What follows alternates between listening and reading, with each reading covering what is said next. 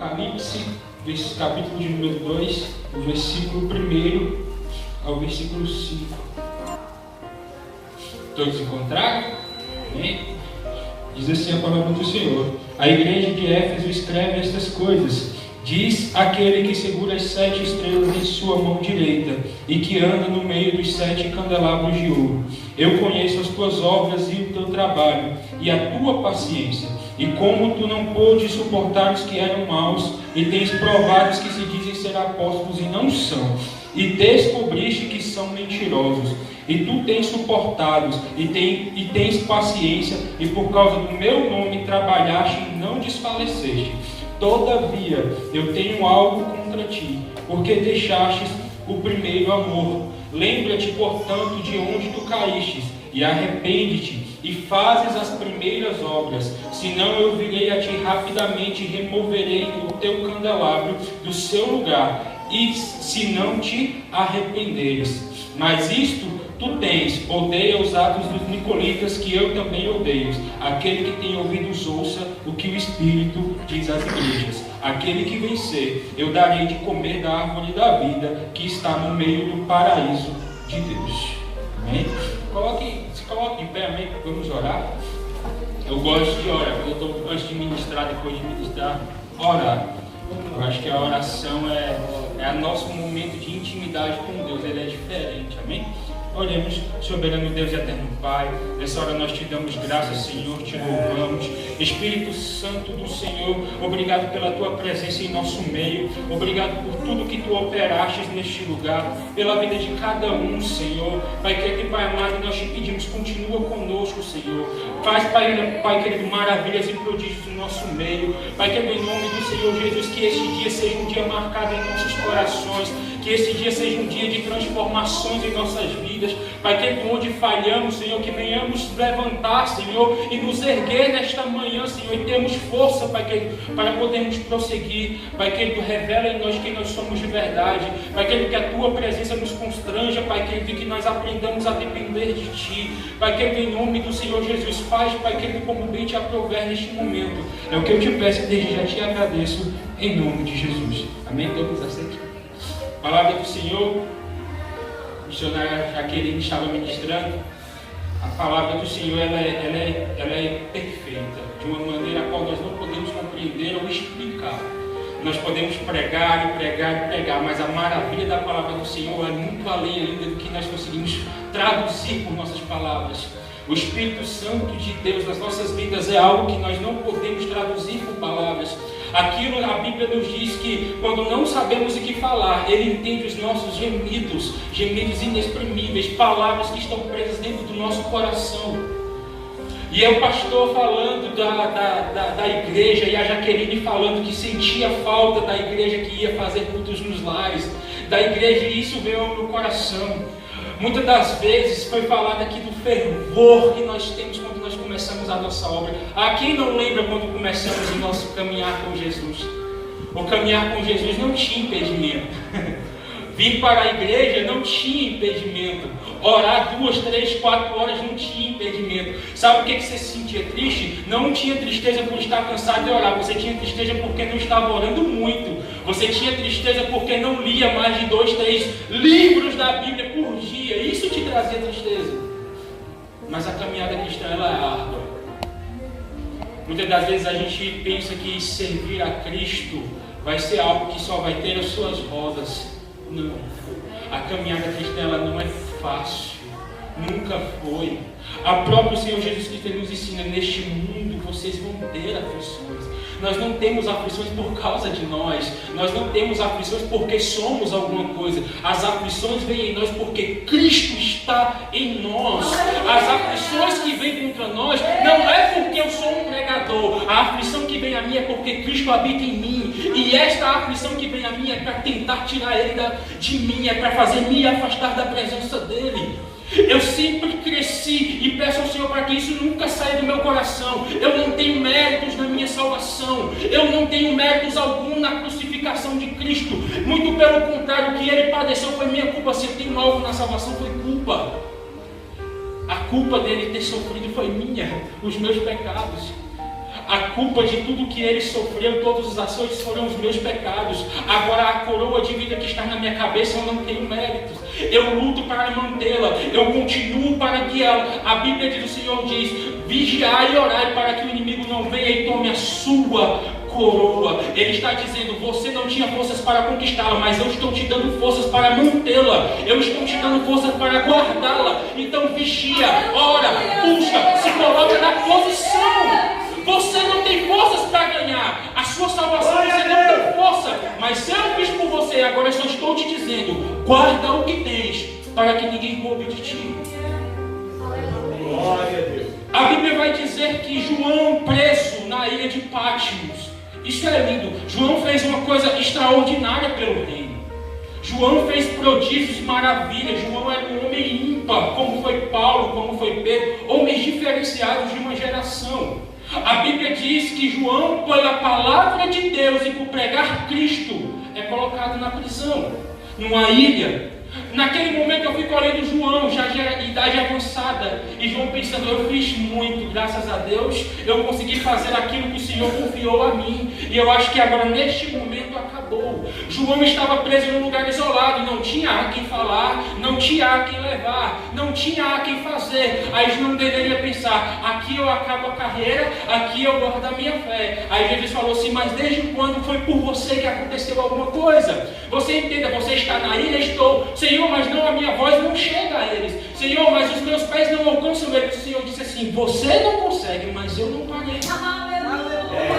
Aí ele disse: Senhor, o que eu faço então? As coisas que ouvires, escreve e manda às igrejas. Aí a Bíblia diz que ele escreve a primeira igreja. Isso é lindo. Existe a igreja que tinha seus falsos profetas, existem as igrejas que fizeram coisas erradas, existe a igreja que abandonaram tudo, mas a primeira coisa que ele falou à igreja foi: eu sei que vocês são pessoas que guardam a minha palavra, vocês não aceitam mentirosos, vocês não aceitam blasfemadores, vocês botaram a prova os que se dizem apóstolos e não são, e descobriram que eram mentirosos. Mas eu só tenho uma coisa contra vocês: e o que é, Senhor? Vocês deixaram o primeiro amor. Muitas das vezes, o decorrer da nossa caminhada pode acontecer duas coisas: ou a gente para, ou a gente começa a achar que é algo importante demais no reino. São duas coisas que a gente faz na nossa caminhada. Ou ela vai nos desgastando, ou no decorrer da nossa caminhada a gente vai achando que é merecedor de alguma glória, a gente é merecedor de algum mérito, a gente é merecedor de algum reconhecimento humano, porque fazemos para Cristo. Ele dizendo isto, e eu fiquei pensando assim: Senhor, outrora eu não te encontrava impedimentos. Eu cansei de ir e vir de ônibus, e o meu ônibus era assim, era uma mão segurando o corrimão e a outra mão com a Bíblia aberta. O ônibus cheio, as pessoas esbarravam, a Bíblia caía, eu segurava. E eu ficava, propósito, eu dizia para o Senhor: Senhor, eu acordei 6 horas da manhã, só vou terminar agora 10 horas da noite. E falava para o Senhor: isso é a minha vida. E no decorrer do tempo eu fui percebendo que isso foi se perdendo dentro de mim. Eu comecei a perceber que aquilo que mais precioso eu tinha, que era a minha entrega e deixar a minha vida no altar, começou a se perder. Eu comecei a perceber que o foco do meu coração já não estava mais no altar, no sacrifício, em dar a minha vida pelo reino. Eu comecei a perceber e a achar que porque lia isso ou aquilo eu já sabia demais sobre Deus, ou que eu sabia falar bem de Deus. O Senhor falando para essa igreja, ela fala das maravilhas dessa igreja: vocês são bons, vocês são homens bons, você tem boa palavra, você tem um bom louvor, você prega bem, você canta bem, mas você não pratica mais como praticava antigamente. Antigamente você era desafinado, mas você louvava todos os dias. Agora, porque aprendeu um pouco, raramente eu escuto a tua voz nas madrugadas para louvar para mim.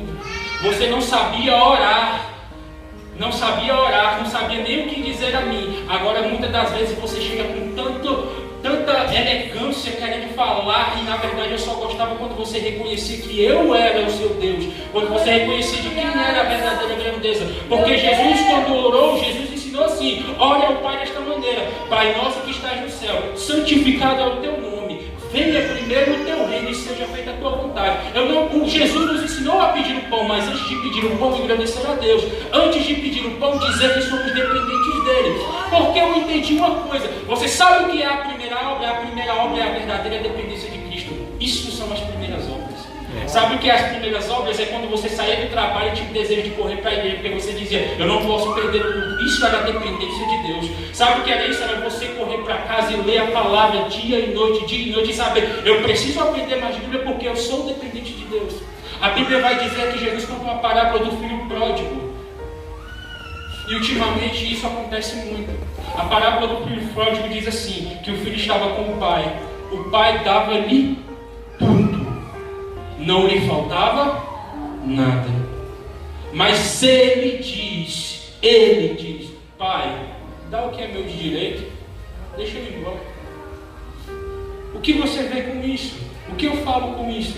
Muitos de nós não queremos mais viver uma dependência com Deus. Você sabe por que muitas pessoas abandonaram a sua dependência com Deus? Porque a dependência exige obediência. Ele poderia estar na casa do pai e ter tudo, mas quando o pai falava, ele tinha que obedecer. Ele podia estar na casa do pai e ter tudo, mas se o pai dissesse para ele, faça isso, ele tinha que fazer. Fale isso, ele tinha que falar.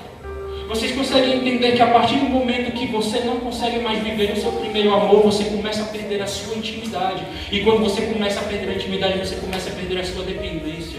E ai daquele que não é dependente de Cristo. Tenho contra ti que esqueceste do teu primeiro amor. Mas aí Deus é tão maravilhoso que ele disse assim, olha, mas, lembra de onde você caiu. Nós precisamos entender quem somos os reis. Eu falei isso sexta-feira. O maior mal que nós encontramos ultimamente em nós é achar que nós somos perfeitos. É achar que nós somos fortes. É achar que nós somos alguma coisa se não fosse por Deus. Nós não éramos nada. Nós não somos nada. Nós não temos nada. O que de valioso há em nós é Cristo. E ainda assim nós não tomamos o cuidado. O que temos de valioso em nós é uma salvação, um preço de cruz, e muitas das vezes nós não damos o valor a ela. As pessoas que amam a obra do Senhor não esquecem das suas obras. Ele está dizendo, olha, lembra de onde você caiu, volta e arrepende-te.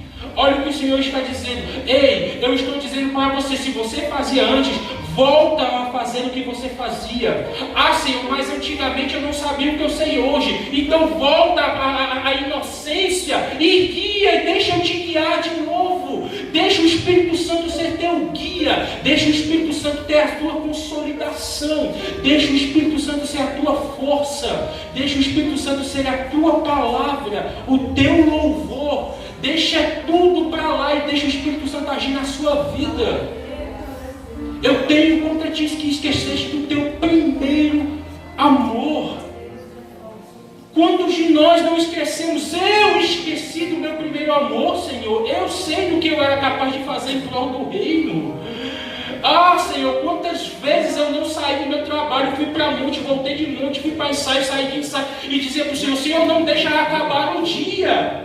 Eu ainda queria adorar um pouco mais. Quantos de nós não fazíamos o impossível pelo reino de Deus? Quantos de nós não largava de mão as coisas que hoje nós tornamos prioridades na nossa vida?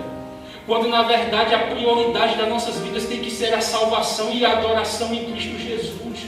Quantos de nós perdemos e esquecemos o valor do que é a salvação que nós temos hoje? Venhamos e pregamos, venhamos e adoramos, venhamos e fazemos qualquer coisa para Deus, qualquer que seja, mas entenda qual é o preço que foi pago por você.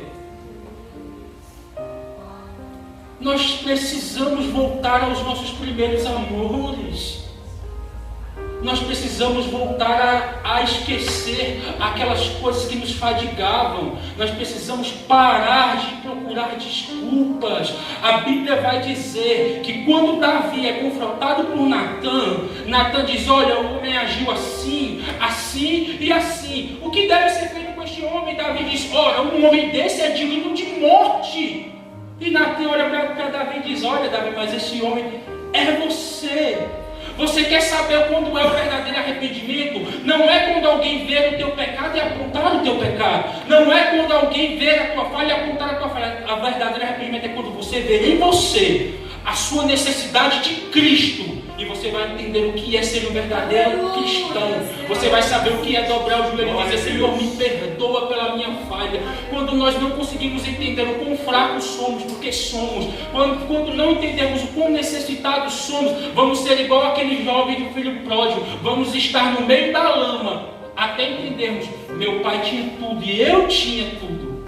Pequei contra os céus e pequei contra ele também. Enquanto não entendemos que não pecamos foi contra o pastor, nós não pecamos foi contra o templo, nós pecamos foi contra Deus. Enquanto não entendemos que o verdadeiro arrependimento não parte das suas lágrimas, mas sim do seu coração encontrando-se com Deus, não conseguiremos voltar aos nossos primeiros amores. A Bíblia diz que Davi, fazendo tudo isso, depois a Bíblia diz assim, que Davi, Deus olha para ele e disse assim: olha, Deus já te perdoou. Você não vai morrer. Você não vai. Para você ficar tranquilo. Mas entenda, Davi. Entenda. Todo ato, tudo que foi plantado, é colhido. É colhido. O que nós plantamos nos nossos primeiros amores, nós estamos colhendo hoje. Foi igual a Jaqueline disse. A oração que você plantou de 5 minutos, muitas das vezes que a gente pensa que Deus não ouve de verdade, é o que a gente está colhendo hoje, quando a gente muitas das vezes não tem coragem de dobrar para orar mais 30 segundos. Mas foi aquela oraçãozinha de 5 minutos que ainda te dá forças hoje. Sabe, o nosso primeiro amor era a essência, era aquilo que você fazia e você não se importava se alguém viu ou se alguém não viu. Você não se importava se estavam dando glória ou se não estavam dando glória. Você não se importava se tinha muita gente ou se tinha pouca gente. A sua alegria era estar na presença de Deus. Nada mais do que isso te importava. Se você chegasse na igreja e encontrasse só o pastor e a pastora em você, isso já te trazia alegria, porque a alegria não eram as pessoas, mas a alegria era você estar na presença de Deus. Glória a Deus. O primeiro amor da gente era quando a gente parava com um amigo e o único assunto que a gente tinha era Cristo. Ele falava de futebol, você falava de Jesus. Ele falava das noites, você falava da oração. Ele falava de saídas, você falava de rendição. Você lembra? Eu cansei de viver assim. As pessoas estavam ao meu lado e comiam e bebiam e eu em propósito. E eu via as pessoas dizendo: tu não vai comer ou não? Para que isso? Mas isso foi o que me fortaleceu para os dias difíceis. O nosso primeiro amor é necessário para que nós saibamos o quão dependentes somos de Cristo. Não entenda mal. Ter um grande ministério é uma bênção, mas um grande ministério vem de Cristo. Ter uma grande chamada é uma bênção, é maravilhoso. Sair pelos lugares e pregar em multidões é maravilhoso. Mas entenda, se não for Cristo, é tão vago, é tão vazio. É melhor estarmos em 10 do que em 100 sem a presença dele. A Bíblia diz: é melhor um dia nos teus atos do que 1000 fora da tua presença. Nós precisamos entender, eu falei disso sexta-feira, nós precisamos entender o que é o valor da presença de Deus, igreja. Deus aqui estava dizendo: olha, volta para o primeiro amor, porque vocês estão perdendo a essência.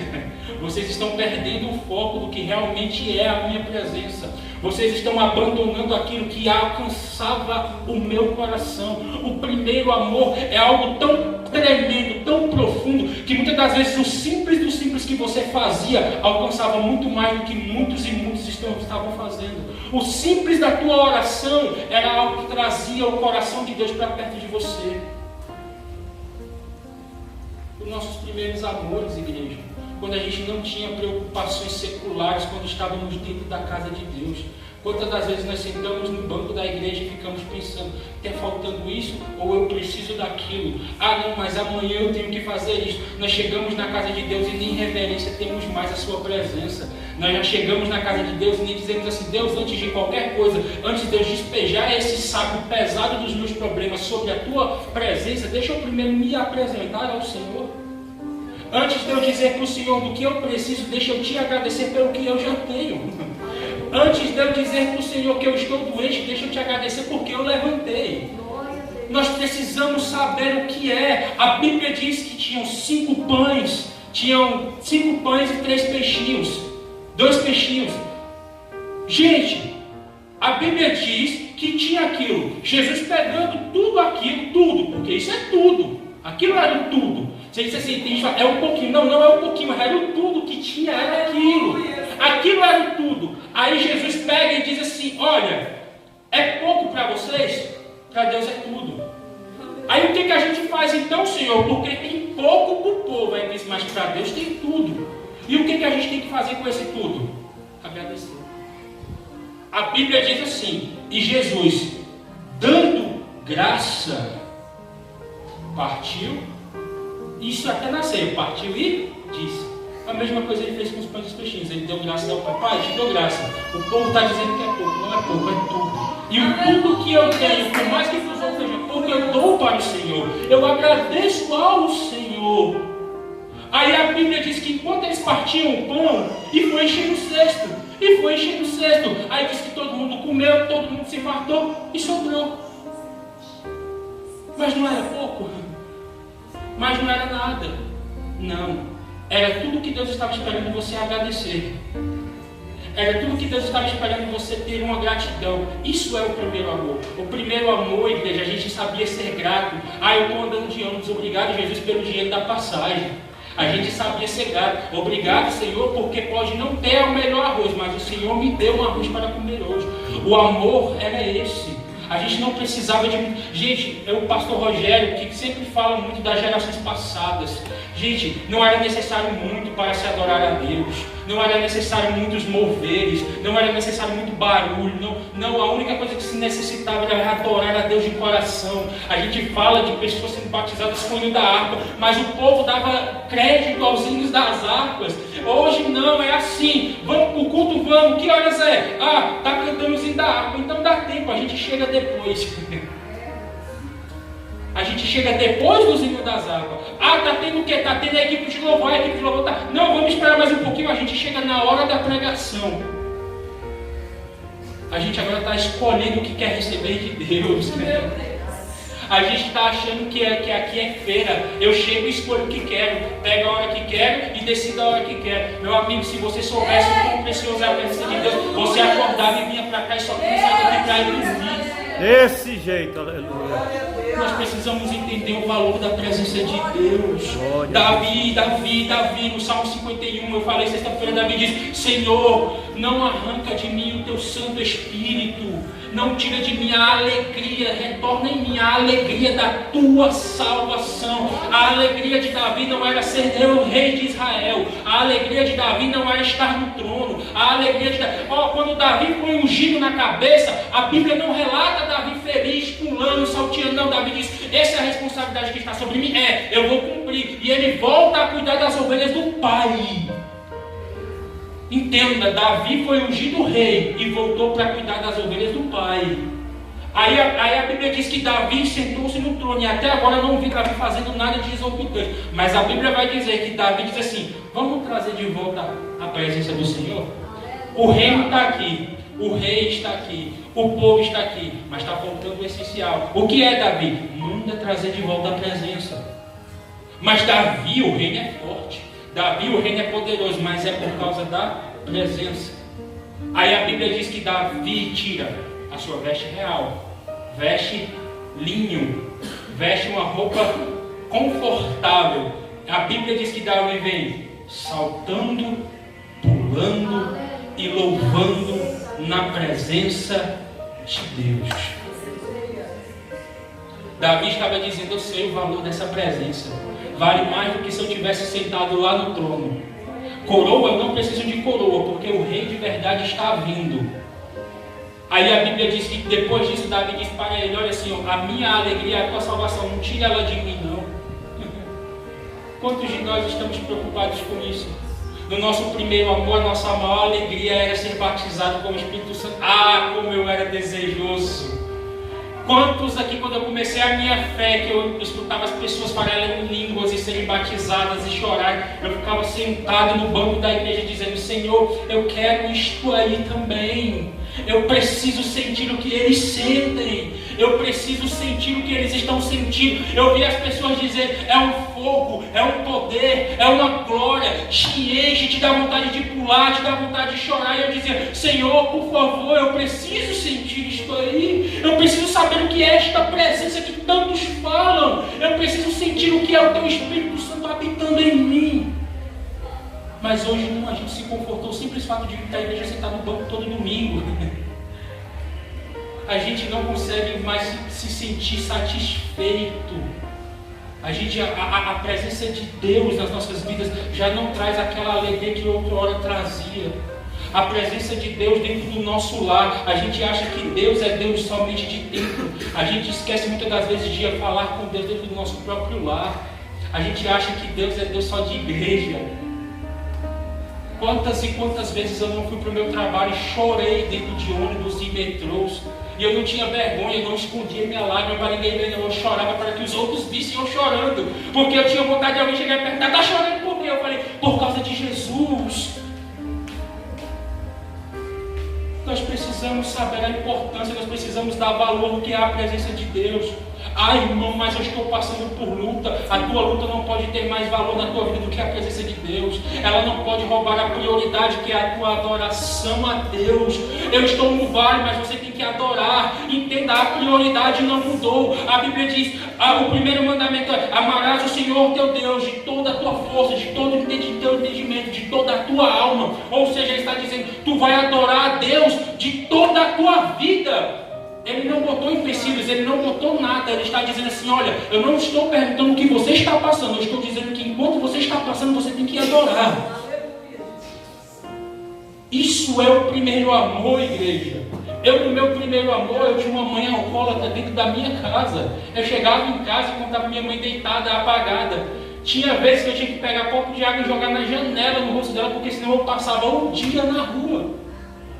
Mas quando dava hora do ensaio, eu estava no ensaio. Mas quando eu chegava no meio da madrugada, eu cansei de ela me pegar de joelho dobrado orando. E muitas das vezes ela dizia assim para mim, eu posso não estar, mas a minha maior alegria é saber que você serve a Deus. Isso era o primeiro amor, ou seja, eu não precisava ficar encontrando desculpas. Eu não vou hoje porque minha mãe está ruim. Eu não vou hoje por causa disso ou daquilo. Eu não vou hoje por causa que meu pai não está bem. Não. Se você não está passando uma situação difícil, aqui é o lugar onde você tem que estar. Davi, quando o filho dele estava doente, ele estava na presença de Deus. Davi não estava sentado no trono, Davi estava sentado na presença de Deus. O missionário Jaqueline, Josafá estava numa situação difícil. Josafá não estava sentado no trono, Josafá estava diante da presença de Deus.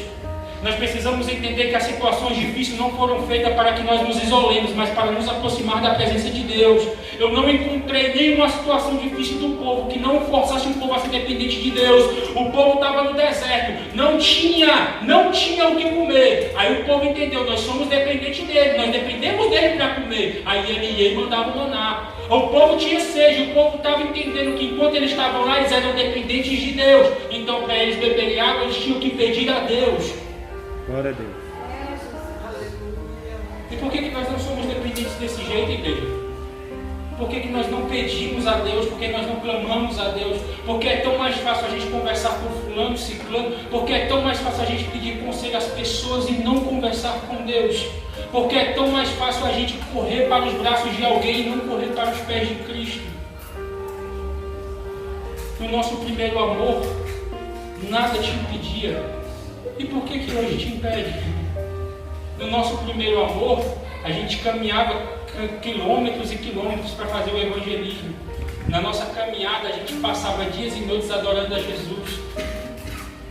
Eu já tive ao ponto, e isso eu falo porque eu peço para Deus para que isso volte no meu coração. Eu já estive ao ponto de muitas das vezes terminar cultos, a gente ir para a casa da tia Ilma e chegar lá, a gente ficar escutando pregações após o culto, as pessoas dormirem, eu passar a madrugada acordado para ir trabalhar no outro dia, mas quando eu chegava no outro dia no trabalho, eu dizia assim, o cansaço está doendo, mas valeu a pena. Eu falava para o Senhor, se eu tiver que chegar hoje de novo lá, passar a noite todo dia acordada de novo, eu passo. Eu tive a oportunidade de ter jovens que estavam presos no homossexualismo e sem coragem de chegar a mim e abrir porque viu em mim alguma coisa que eu não achava em mim mesmo. E eu falava para o Senhor: Senhor, faz de mim de novo dessa maneira. Senhor, faz eu voltar a te adorar como eu te adorava. Senhor, faz eu me sentir feliz, mesmo que eu tenha que ler só um versículo. Pai querido, me faz sentir feliz sem precisar estar com o microfone na mão. Me faz ser feliz, Senhor, sem precisar que as pessoas me vejam. Me faz ser feliz, Senhor, sem precisar que as pessoas me aplaudam. Me faz ser feliz, Senhor, somente porque Tu és o meu Deus. E isso tem que ser suficientemente em mim para me trazer alegria. Porque toda vez que você procurar alegria fora disso, você vai viver uma alegria passageira. Todas as vezes que você procurar uma alegria que não seja em Cristo Jesus, você vai ver que ela some. Você vai ver que ela é passageira. Porque em tudo que colocamos Cristo, tudo se torna alegria eterna. O meu casamento é feliz. Por quê? Porque o meu casamento tem Cristo. O meu trabalho, eu me sinto feliz lá. Por quê? Porque o meu trabalho eu levo Cristo. Na minha escola eu sou feliz. Por quê? Porque na minha escola eu levo Cristo. Por isso eu tenho uma alegria. Glória a Deus. Aleluia.